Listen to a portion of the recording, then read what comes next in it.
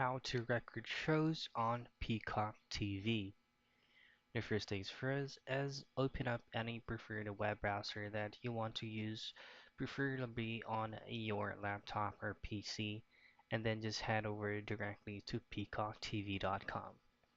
Now, if you go ahead and log in to Peacock TV, as what you can see on the current subscriptions, there is no features on recording shows. That is going to be a feature added if you subscribe to their subscription.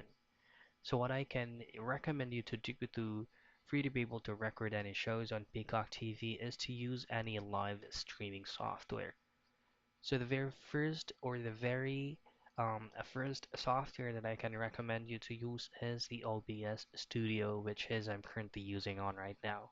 Or you could also try to use any other um, streaming software as long as it records shows of your own preference, then you don't have any problem on that.